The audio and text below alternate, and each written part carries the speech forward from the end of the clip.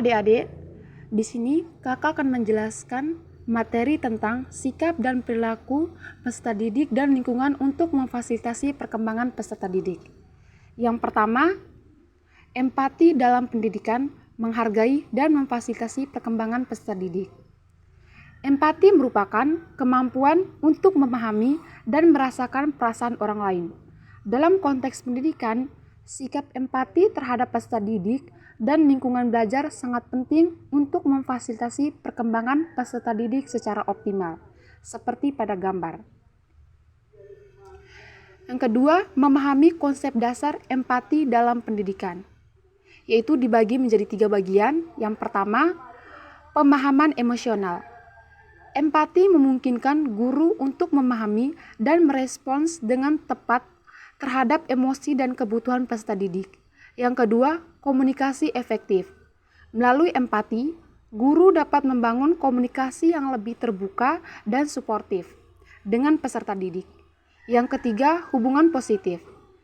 Empati memfasilitasi terciptanya hubungan positif dan saling percaya antara guru dan peserta didik, seperti pada gambar di samping. Yang ketiga, menerapkan sikap empati dalam interaksi dengan peserta didik, yaitu dibagi menjadi 3 bagian. Yang pertama, mendengarkan aktif. Menyimak dengan saksama untuk memahami perspektif dan perasaan peserta didik. Yang kedua, validasi emosi. Mengakui dan menghargai emosi peserta didik tanpa menyalahkan atau menghakimi. Yang ketiga, respons sportif. Memberikan tanggapan yang empatik dan membantu peserta didik merasa dipahami. Yang berikutnya, memfasilitasi perkembangan peserta didik melalui pendekatan empati. Yang pertama, dibagi menjadi 3 bagian. Yang pertama, identifikasi kebutuhan, yaitu memahami kebutuhan belajar, sosial, dan emosional setiap peserta didik. Yang kedua, pembangunan strategi, itu merancang pendidikan pembelajaran yang sesuai dengan kebutuhan peserta didik. Yang ketiga, implementasi empati, yaitu menerapkan empati dalam interaksi dan memfasilitasi perkembangan peserta didik, seperti pada gambar. Disampaikan oleh Kak Ria di sini, Kakak akan melanjutkan materi mengenai tentang menciptakan lingkungan belajar yang kondusif dengan empati. Ada beberapa poin untuk menciptakan lingkungan belajar yang kondusif. Yang pertama, iklim kelas positif, di mana lingkungan belajar yang aman, nyaman dapat mendukung perkembangan peserta didik. Misalnya, ruang kelas ditata rapi dan dihiasi dengan karya siswa untuk menciptakan suasana nyaman dan meningkatkan kepercayaan diri mereka. Yang kedua, kolaborasi, kerjasama dan interaksi yang positif antar guru dan peserta didik serta antar peserta didik. Contohnya, guru membentuk sebuah kelompok belajar yang heterogen untuk menyelesaikan proyek bersama, seperti membuat presentasi tentang budaya lokal di Indonesia. Yang ketiga, pengembangan karakter, di mana penanaman nilai-nilai empati, kepedulian, dan penghargaan terhadap keberagaman. Contohnya, dalam pembelajaran, guru mengajarkan bagaimana pentingnya toleransi dengan memanfaatkan cerita keberagaman budaya di Indonesia.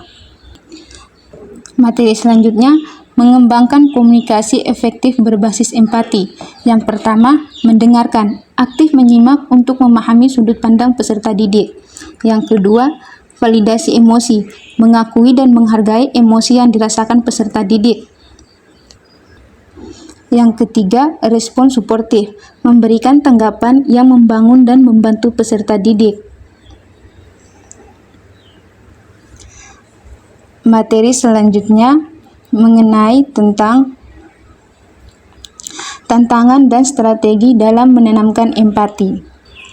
Poin yang pertama yaitu memahami perbedaan, di mana menghargai keberagaman latar belakang dan karakteristik peserta didik. Yang kedua, mengembangkan kesadaran, meningkatkan kesadaran diri dan kepekaan terhadap emosi orang lain. Yang ketiga, mempraktikkan empati, melatih dan membiasakan diri untuk bersikap empati dalam interaksi sehari-hari. Misalnya, membantu temannya yang kesulitan memahami pelajaran matematika, meskipun siswa sendiri telah selesai mengerjakan tugasnya. Baik, itulah materi yang kami paparkan. Di sini dapat disimpulkan bahwa pentingnya empati dalam pendidikan merupakan kunci dalam menciptakan lingkungan belajar yang kondusif dan memfasilitasi perkembangan peserta didik secara optimal. Dengan menerapkan sikap empati, guru dapat membangun hubungan yang lebih positif dan suportif, serta mendorong pertumbuhan intelektual, sosial, dan emosional peserta didik.